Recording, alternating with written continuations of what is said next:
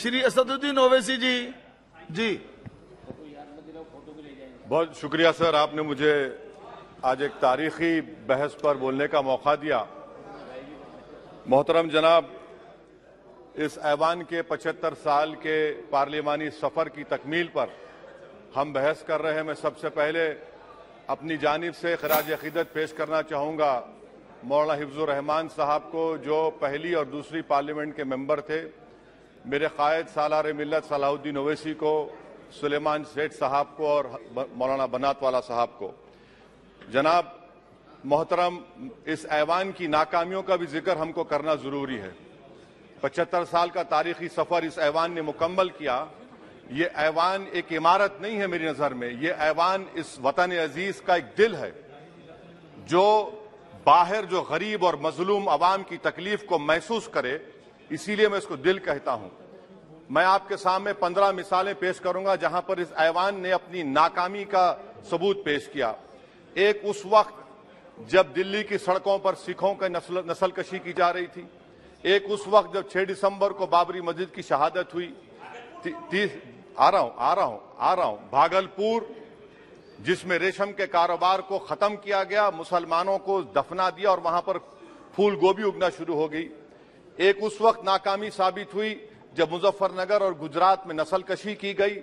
एक उस वक्त सर जब हम देखते हैं कि मुंबई की सड़कों पर इंसानियत का नंगा नाच हुआ। एक उस वक्त जब इस ऐवान में टाडा पोटा का काला कानून बनाया गया, यूएपीए का कानून बनाया गया, आफ्सपा का कानून बनाया गया, जिसको 1 साल के लिए बनाया गया था। 58 में हम 2023 में आ गए।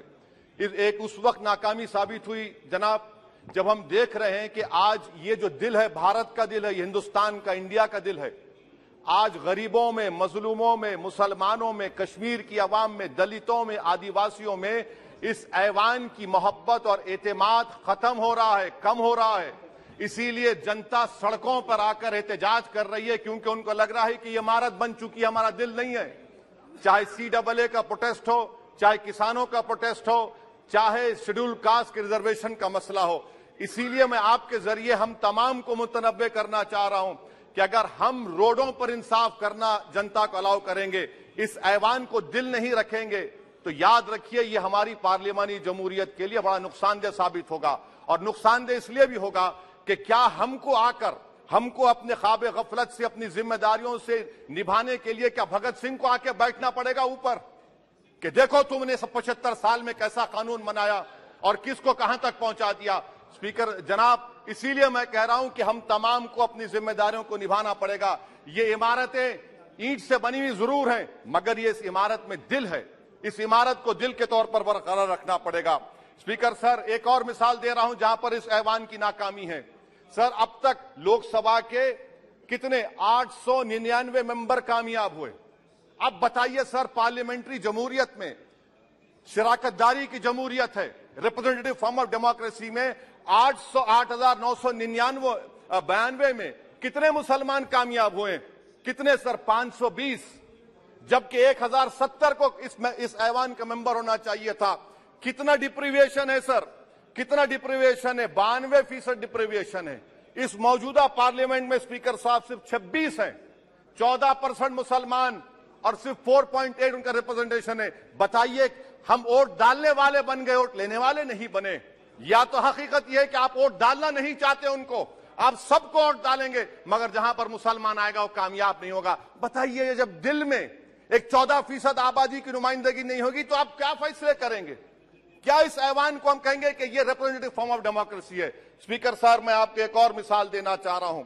बाबा साहेब अम्बेडकर ने सही कहा था, अंग्रेज उस जमाने में पार्लियामेंट बुलाते थे टैक्स बढ़ाने के लिए। हम उसी रास्ते पर जा रहे हैं, हम तो बाबा साहेब अम्बेडकर को हमने सच साबित कर दिया। स्पीकर सर, आखिरी में मैं आपको बताना चाहूंगा कि आज आप देखिए कि चाणक्य ने क्या कहा था। चाणक्य ने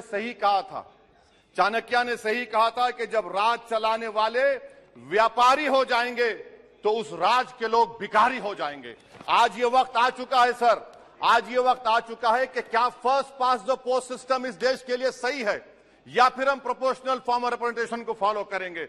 first pass the post system आज एक मजहब का वोट होगा, जिसके पास दौलत होगी वही इस ऐवान में आ रहा है। इसीलिए हम कह रहे हैं कि आप इस जमहूरियत की नाक, कहीं ये जमहूरियत कमजोर ना हो जाए, मुझे इस बात का डर है। सर आखिर में मैं खत्म करने से पहले एक बहुत बड़े शायर ने कहा था, उस पर खत्म करना चाहूंगा कि अभी चिरागे सरे राह को कुछ खबर ही नहीं, अभी चिरागे सरे राह को कुछ खबर ही नहीं, अभी गिरानिए शब में कमी नहीं आई, अभी गिरानिए शब में कमी नहीं आई, निजात दीदे दिल की घड़ी नहीं आई, चले चलो कि मंजिल अभी नहीं आई। स्पीकर साहब आखिर में याद रखिए एक बात को मैं सबसे कह रहा हूं कि पिच बदलने से गेम नहीं बदलता, गेम को बदलना पड़ेगा।